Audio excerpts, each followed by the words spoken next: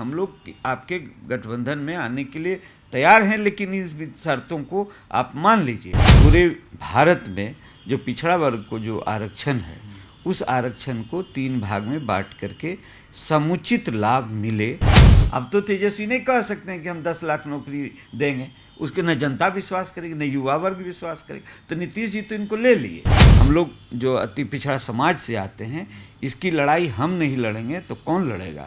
एक जगह वोट कर देगा तो ये जान लीजिए अति पिछड़ा समाज बहुत बड़ा इफेक्ट डाल देगा और वो सरकार बना सकता है। यह अति पिछड़ा समाज का जो संघर्ष है और मुद्दे हैं, उसकी लड़ाई हम लड़ रहे हैं। हम किसी एक जाति की बात न किए हैं न करेंगे। लोकसभा चुनाव की आहट तेज है, लगातार तमाम दल जो है वो मेहनत कर रहे हैं, नए नए दांव खेल रहे हैं। हमारे साथ विद्यापति चंद्रवंशी हैं, बिहार के कद्दावर नेता, लगातार कार्यक्रम पे कार्यक्रम कर रहे हैं, लगातार महिलाओं की ज्वाइनिंग हो रही है, अति पिछड़ा समाज के लिए लगातार काम कर रहे हैं। सर, काम तो मुकेश सहनी भी कर रहे हैं, लगातार देखिए एकदम पूरा बिहार और यूपी हिलाए हुए हैं और सीधे कह रहे हैं कि जो हमारे साथ आएगा उसी की जीत होगी। आप भी उसी समाज से आते हैं, आप भी लगातार अपने पार्टी का विस्तार कर रहे हैं, आपके साथ लोग जुट रहे हैं, तो किसके साथ माना जाए कि अति पिछड़ा समाज है? देखिए, जहाँ तक अति पिछड़ा समाज में अभी बिहार में अगर हम लोग देखें तो करीब 127 जातियाँ अति पिछड़ा समाज में आती है। तो ये बात सही आपने कहा कि मुकेश जी अगर कोई कार्यक्रम कर रहे हैं तो उन्होंने खुल करके कहा है कि जो अति पिछड़ा हम जो है सो निषाद समाज के लिए, साहनी समाज के लिए हम आरक्षण की मांग करते हैं कि जैसे अनुसूचित जाति में या जनजाति में उसे डाला जाए, उसकी लड़ाई लड़ रहे हैं। लेकिन यहाँ पर कई मुद्दे बिहार में हैं, जैसे कि अभी आप केंद्र के ही बात, अगर हम केंद्र की बात उठाएं तो आप देखिए रोहिणी आयोग का गठन हुआ। आज रोहिणी आयोग को 14 बार विस्तार दिया गया। पूरे भारत में जो पिछड़ा वर्ग को जो आरक्षण है, उस आरक्षण को 3 भाग में बांट करके समुचित लाभ मिले। जो पिछड़ा में जो अति पिछड़ा है, जो ज़्यादा पिछड़े हुए जातियां हैं, उनको ज़्यादा लाभ मिले, ये एक प्रोग्राम बना था। उसके लिए रोहिणी आयोग का गठन हुआ। लेकिन 14 बार विस्तार देने के बावजूद हमेशा जब चुनाव आता है तो ऐसा होगा, लेकिन केंद्र सरकार ने उसको ठंडे बस्ते में डाल के रखा है। और एक कहा जाए तो ये आवाज़ हम लोग उठा रहे हैं। आज बिहार में आप देखिए तो बिहार में जो अति पिछड़ा समाज है, उसमें 5 जातियों को जो पहले पिछड़े समाज से उसे अति पिछड़ा में डाल दिया गया। अभी बिहार में 18% आरक्षण था अति पिछड़ा समाज के लिए, तो 18% आरक्षण आपका था और आप 5 जातियों को डाल दिए, तो आरक्षण की सीमा क्यों नहीं बढ़ाए? ये कई ऐसे मुद्दे हैं जिस पर हम लोग संघर्ष कर रहे हैं लगातार।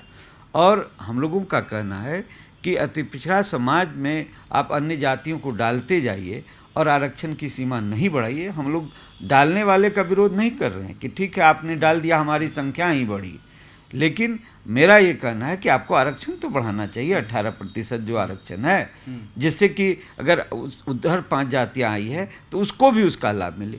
आज क्या है, आज वो जो 5 जातियाँ आई उसको भी इसका लाभ नहीं मिल पा रहा है, और न हमको तो जो लाभ था हमको भी नहीं मिल पा रहा। तो ये सब चीज़ मुद्दा है कई, जिस पर हम लोग संघर्ष लगातार करते आ रहे हैं। और जहाँ तक सवाल ये है कि हम लोग जो अति पिछड़ा समाज से आते हैं, इसकी लड़ाई हम नहीं लड़ेंगे तो कौन लड़ेगा? इसलिए इसकी चूँकि ये आर्थिक रूप से कमज़ोर समाज है, ये शैक्षणिक रूप से कमज़ोर समाज है, तो इसकी लड़ाई हम लोग आम जनता पार्टी राष्ट्रीय पूरी जोड़ शोर से लड़ रही है। और ये चुनाव में हम लोग इस बार सरकार से ये वादा लेना चाहते हैं कि इस समाज के लिए हम लोग का जो मांग है उसको सरकार मांगे। अच्छा, ये बताइए कि मुकेश सहनी जो भी निषाद समाज के लिए लड़ाई लड़ रहे हैं या रथ लेके बस लेके घूम रहे हैं, लेकिन कोई भी गठबंधन कह तो रहे हैं कि दोनों गठबंधन जड़ा हुआ है, लेकिन दोनों में से कोई भी गठबंधन अभी तक भाव नहीं दे रहा है, न एनडीए न महागठबंधन यानी इंडिया गठबंधन। आप बड़ी लड़ाई लड़ रहे हैं, तमाम अति पिछड़ा समाज की बात कर रहे हैं, ऑफर वगैरह आया है या बातचीत चल रही है? देखिए, ऐसा है कि जब भी अति पिछड़ा वर्ग जो एक जाति नहीं है, एक पूरा वर्ग है, और ये जान लीजिए आप बिहार में हो या केंद्र में हो, कहीं भी ये वोट बैंक जो है 35 से 37% वोट पर सरकार बन जाती है, 40% से नीचे पर सरकार। और ये जान लीजिए अकेला ही अति पिछड़ा समाज का इतना वोट बैंक है कि अगर वो एक जगह अपने तरीके से अपनी मांग को देखते हुए अगर एक जगह वोट कर देगा तो ये जान लीजिए अति पिछड़ा समाज बहुत बड़ा इफेक्ट डाल देगा और वो सरकार बना सकता है, इतनी उसकी तादाद है। लेकिन कहना यह है कि अति पिछड़ा समाज का लड़ाई लड़ने वाला कर्पूरी जी के बाद कोई खड़ा नहीं हुआ, जिस कारण की ये लड़ाई और आज अति पिछड़ा समाज सभी एक गोलबंद हो रहे हैं। और कहने के लिए कि एक जाति की लड़ाई मैं नहीं लड़ रहा हूँ, मैं हमेशा कहा हूँ कि मैं जाति की नहीं, मैं जमात की बात करता हूँ। ये अति पिछड़ा समाज का जो संघर्ष है और मुद्दे हैं उसकी लड़ाई हम लड़ रहे हैं। हम किसी एक जाति की बात न किए हैं न करेंगे। नहीं तो वही हम बोल रहे हैं कि इतना जो आप तैयारी कर रहे हैं, अपने समाज की बात कर रहे हैं, तो दोनों गठबंधनों में से किसी गठबंधन से बातचीत चल रही है या ऑफर वगैरह आया है? नहीं, देखिए जब स्वभावतः आप खुद समझ सकते हैं कि कैसे नहीं ऑफर आएगा। लोग तो कहने के लिए जो है दोनों गठबंधन की बात यदि हम कहें तो आज हम लोग उनके शर्तों पर यदि चले जाएं तो आज गठबंधन में चले जाएंगे। लेकिन सवाल ये उठता है क्या हम समाज को बेचने के लिए हम उनके पास जाए? हम तो अपने समाज की लड़ाई लड़ रहे हैं। मेरा उद्देश्य ये है, गठबंधन में जाना मेरा उद्देश्य नहीं है। हाँ, गठबंधन में जिन शर्तों को हम लोगों ने रखा है कि रोहिणी आयोग का गठन कर दीजिए, उसको मान ले सरकार। बिहार में जो 5 जातियों को डाला है 18% आरक्षण है, उसकी सीमा को बढ़ा दे सरकार। तो इन सभी बातों पर जब ये फैसला हो जाता है, ये मानते हैं, तो हम लोग कहे कि हम लोग आपके गठबंधन में आने के लिए तैयार हैं, लेकिन इन शर्तों को आप मान लीजिए। तो सवाल यह है कि कोई इतनी आसानी से शर्त तो मानता है नहीं। तो जनता हमारे साथ है, वोटर मेरे साथ हैं। अगर वोट लेना है अति पिछड़ा समाज का तो शर्त मानना पड़ेगा, अगर वोट नहीं लेना है तो शर्त नहीं मानी।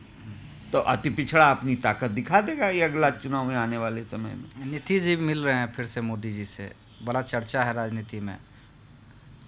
देखिए नीतीश जी का क्रेडिबिलिटी अब क्या रह गया? वो 17 वर्ष और क्या अब तो 25 में अगर 25 तक रह गए तो कहा जाए कि 4 टर्म वो पूरा कर लेंगे।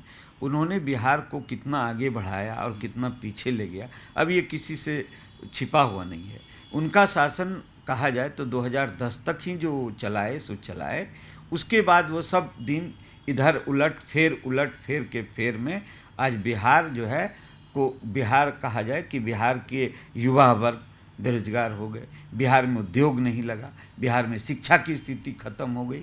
तो आज ये जो उलट फेर है नीतीश जी का, अब उलट जाए पलट जाए, अब तो विश्वसनीयता समाप्त हो गई है उनकी।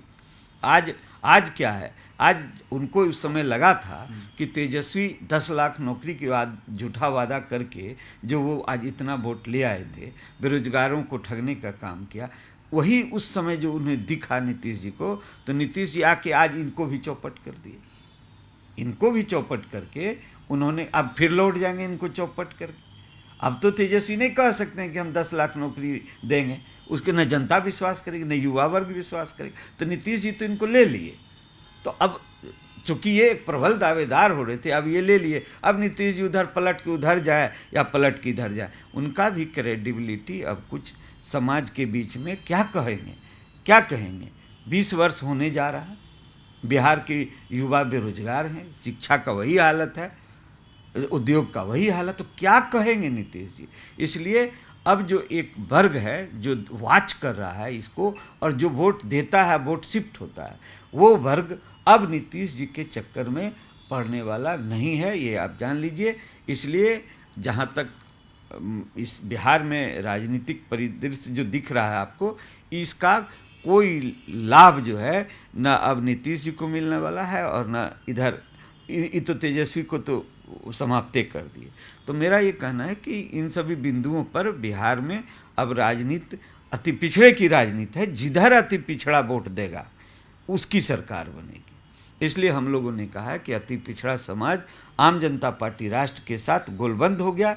इस बार हमने महिला मोर्चा का भी कार्यक्रम किया, उस पर आपने देखा काफ़ी भीड़ थी। तो इसलिए विश्वास जीता है आम जनता पार्टी राष्ट्र ने अति पिछड़ों का।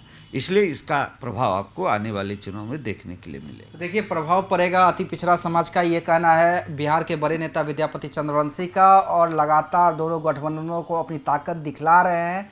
बातचीत भी चल रही है, लेकिन सीधे इनका कहना है कि उनकी शर्त पे तो भैया हम नहीं जाएंगे, शर्त तो हमारी माननी पड़ेगी। और इनकी शर्त सिर्फ एक है कि समाज को कैसे आगे बढ़ाया जाए, उस पर विचार हो।